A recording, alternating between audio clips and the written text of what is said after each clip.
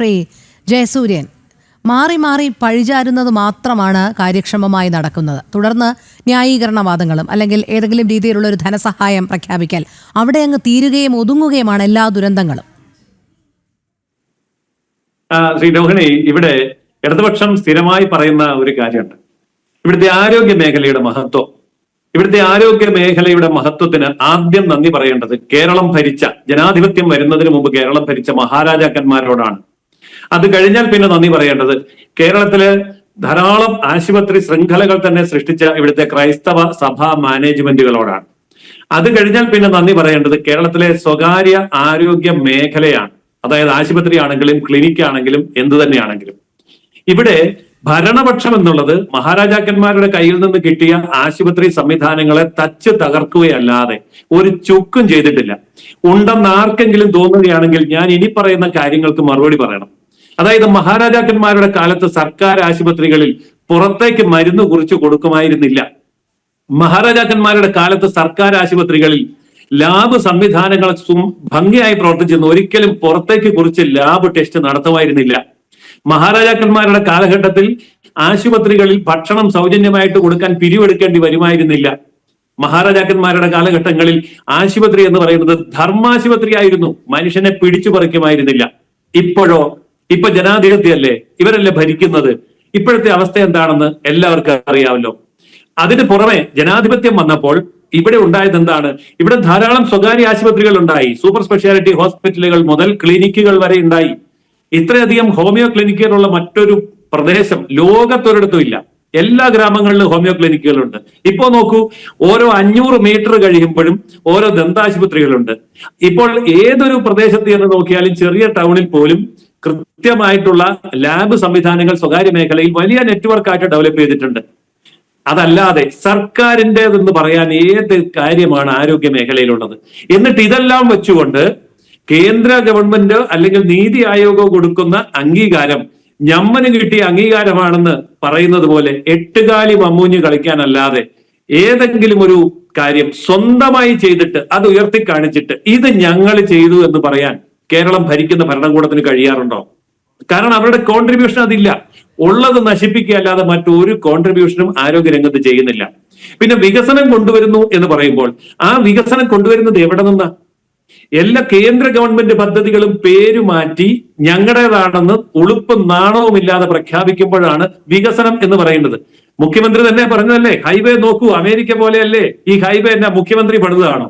അത് വരാതിരിക്കാനുള്ള പണിയല്ലേ മുഖ്യമന്ത്രി നോക്കിയത്.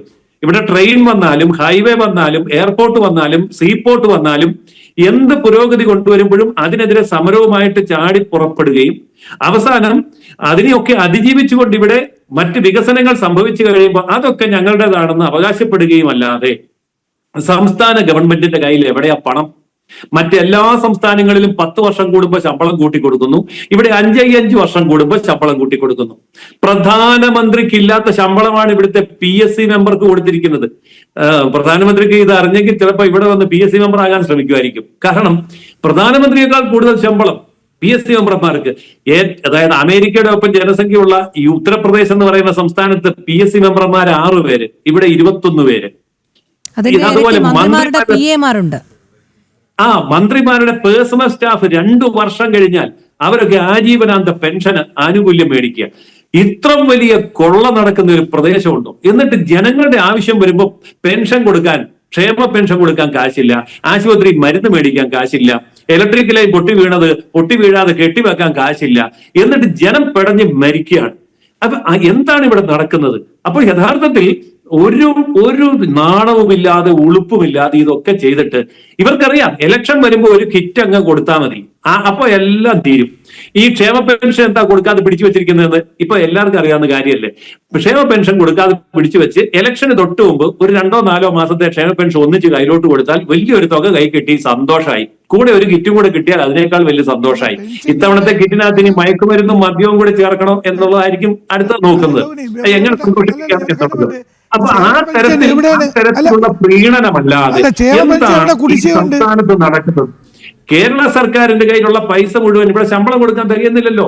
ഇവിടെ DA കുടിശ്ശിക എവിടെ കിടക്കുന്നത്? ഇത് ഏതേലും കാലത്ത് കൊടുത്തു തീർക്കാൻ പറ്റുമോ? ഒരു കാലത്തും കൊടുത്തു തീർക്കാൻ വയ്യാത്ത രീതിയിൽ DA കുടിശ്ശിക വരികയും KSRTC പോലെയുള്ള മേഖലകൾ സ്വകാര്യവൽക്കരിക്കുകയും ഇപ്പം സ്വിഫ്റ്റ് കമ്പനിയാക്കി മാറ്റി ഡെയിലി കൊടുക്കുന്ന പണമല്ലാതെ യാതൊരു ആനുകൂല്യവും അവിടുത്തെ ഉദ്യോഗസ്ഥന്മാർക്ക് കിട്ടുകയില്ല. സ്വിഫ്റ്റിന് കിട്ടാൻ പോകുന്നില്ല. അപ്പൊ KSRTCയെ സ്വകാര്യവൽക്കരണത്തിനെതിരെയാണ് ഇവിടെ മുദ്രാവാക്യം, സമരം. അമേരിക്കക്കെതിരെയാണ് സമരം, കുത്തക കമ്പനികൾക്കെതിരെയാണ് സമരം. എന്നിട്ട് CPM ഭരിക്കുന്ന സംസ്ഥാനത്ത് ഏറ്റവും ജനകീയമായിരുന്ന KSRTC, മഹാരാജാവിന്റെ കാലത്ത് മഹാരാജാവ് തുടങ്ങി നന്നായിട്ട് നടന്നിരുന്ന KSRTC തല്ലിപ്പൊളിച്ച് നാനാവിധമാക്കി ഇപ്പൊ സ്വകാര്യ മേഖലയ്ക്ക് കൊടുക്കുകയാണ്. ഇതല്ല ഇവിടെ നടന്നുകൊണ്ടിരിക്കുന്നത്. നെല്ല് സംസ്കരണത്തിന് വേണ്ടി കേന്ദ്ര സർക്കാർ കൊടുക്കുന്ന പണം പോലും കർഷകന് കൊടുക്കാതെ അവന് കൊടുക്കുന്ന പണം വായ്പയാക്കി മാറ്റി ആ വായ്പയുടെ തിരിച്ചടവ് മുടങ്ങിയെന്നും പറഞ്ഞ് അവന്റെ സിവിൽ സ്കോർ കളഞ്ഞ് കർഷകൻ ആത്മഹത്യ ചെയ്യുന്ന ഏതെങ്കിലും ഒരു സംസ്ഥാനം ഈ ഇന്ത്യ മഹാരാജ്യത്ത് കാണിക്കാൻ പറ്റുമോ? എന്താണ് കേന്ദ്രം കൊടുക്കുന്ന പണം ഇവരുടെ കയ്യിലോട്ട് കൊടുത്താൽ അതുവരെ തിരിമറി നടത്തുകയാണ്. കേന്ദ്രം ഓരോ തവണയും നെല്ലിന്റെ സംഭരണ വില കൂട്ടുമ്പോൾ കുറച്ച് അത് കിട്ടുകയാണ്. ഇതല്ലേ കർഷകനോടുള്ള സമീപനം?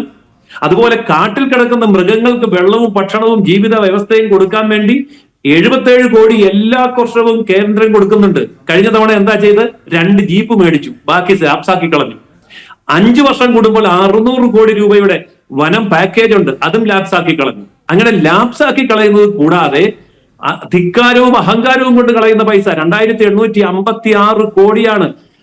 ആയുഷ്മാൻ ആരോഗ്യ മന്ദിർ എന്നുള്ള മന്ദിർ എന്ന് പറയുന്നത് കാവ്യവൽക്കരണവും ഹിന്ദു വർഗീയമാണ്, ഞങ്ങൾക്ക് ആ പൈസ വേണ്ട എന്ന് പറഞ്ഞിട്ട് 2856 കോടി രൂപ വെറുതെ കളഞ്ഞു.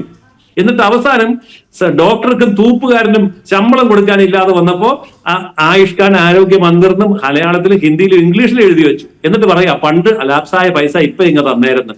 ഇതല്ല ഇവിടുത്തെ ഭരണം. അപ്പോൾ ഇത്തരത്തിലുള്ള ഭരണത്തിന്റെയും അഹങ്കാരത്തിന്റെയും മുച്ചൂടും രാഷ്ട്രീയം കളിച്ചുകൊണ്ട് ശത്രുതയുടെ ഭരണം ആരാ ഇതിന്റെ ഫലം അനുഭവിക്കുന്നത്?